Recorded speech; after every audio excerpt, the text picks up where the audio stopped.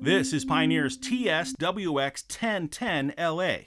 This is a 10-inch flat style or shallow mount woofer in a sealed enclosure with its own built-in 300-watt Class D amp. Let's take a look and I'll show you what's in the box. First is the mounting hardware included with the sub. There are 4 heavy metal mounting brackets and mounting screws to securely mount the woofer in the vehicle. This is the power and ground connection block. You'll connect the power, ground, and system control cables here. A tool is included to tighten the wire connections in the block. Here is the signal input. If you're using RCA connections directly from the in-dash receiver, just plug your RCAs in here. If you're using speaker level inputs, cut off these RCA connections and make the speaker level connections through these same wires. Here is the bass level knob. You can see it's very slim and can be easily mounted under the dash without worry of banging your knee against it when you move in and out of your vehicle. Mounting screws are included in the hardware pack. The bass level knob connects to the subwoofer amplifier through this cable. The cable is about 18 feet long or so for very flexible installation. And here is the owner's manual and the warranty card. You can see this is a very slim subwoofer that can be mounted in many different locations. It's less than 6 inches thick from the top of this very heavy metal grille to the back of the woofer. It'll fit under some front seats and behind the seat of many pickup trucks. It can also lie flat in the cargo area of an SUV or in the trunk of your car. Whatever works best for you in your vehicle with your favorite music. The enclosure is fully carpeted, creating a non-slip, durable, and scratch-resistant surface. It's a 10-inch subwoofer in a sealed enclosure for tight, hard-hitting bass. Let's take a close-up look at the Class D amplifier and control panel. This is the gain control. The gain control is a way to create a balance between the output of the in-dash receiver and the input on the amplifier. Use this control to match up with the output of your in-dash receiver. This is the crossover frequency selector. The amplifier has its own LPF or low-pass filter built in.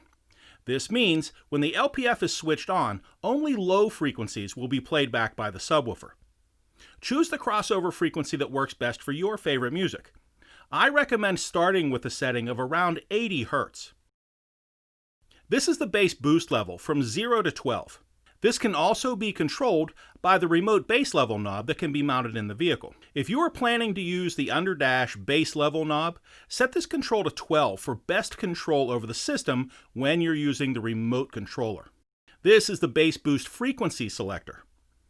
The frequency chosen here is the center frequency of the bass boost.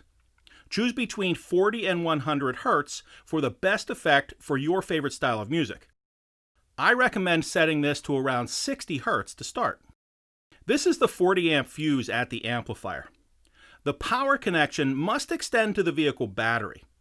When planning your installation, I strongly recommend an additional 40 amp fuse on the power wire within 12 inches of the vehicle's battery. Plug in the power, ground, and system control connection block right here. Positive and negative are clearly marked on the block, and the system control is in the middle. The block is designed to accept up to 8-gauge cable. After you've connected your cables, simply plug the connector block into the amplifier on the side of the TS-WX1010LA. It can only plug in one way. The Class D amplifier built into the TS-WX1010LA needs its power wire connected directly to the vehicle's battery. I recommend a minimum thickness of 14-gauge cable for both the power and the ground. And I'd go with a little thicker cable if you have a large vehicle with a longer run from the battery to the amplifier. The ground cable of the same gauge as the power cable needs to be connected to metal in the body or the frame of the vehicle. If you have a Pioneer in-dash receiver, I recommend using the RCA outputs on the back of the receiver to deliver the audio signal to your TS-WX1010LA. In that case, you'll need to use the blue wire with the white stripe, known as the system remote control wire, on the back of your Pioneer in-dash receiver to automatically switch the subwoofer amplifier on and off with the in-dash receiver. If you're using speaker level input to deliver the audio signal to the amplifier, in most cases, the system remote control wire won't be needed. If you ever need to temporarily remove the TS-WX1010LA, it's very easy to unplug this connection block and you're ready to go.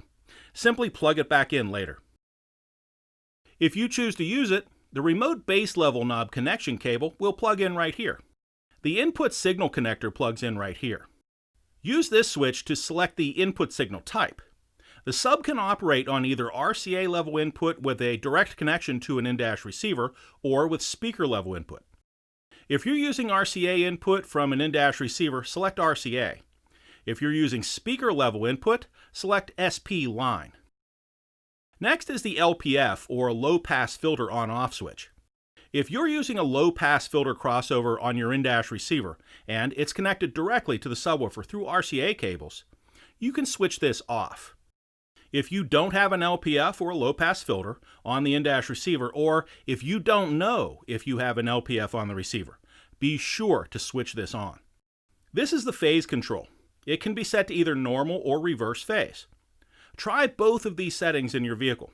Depending on several factors, including subwoofer placement in the vehicle and crossover settings, one of these phase control settings might sound significantly better than the other. Choose the one that works best for you. And this is the power indicator here. The indicator will light up in blue when the system is on and functioning correctly. A red light, or a flashing light, or no light indicates a ground issue or a power issue. This is the Pioneer TS-WX1010LA. This is a 10-inch shallow mount sealed enclosure subwoofer with a built-in Class D amplifier. The built-in Class D amp has 600 watt max output power with 300 watts nominal output power. The system is less than 6 inches thick and a perfect fit for behind the seat of many pickup trucks. The box measures 21 inches across, 5 7/8 inches thick, and 11 3/4 inches high. It can operate with RCA or speaker level input, and a remote base level knob is included. And that is Pioneer's TS-WX1010LA, shallow mount woofer in a sealed enclosure with a 300 watt Class D amp, and what's in the box.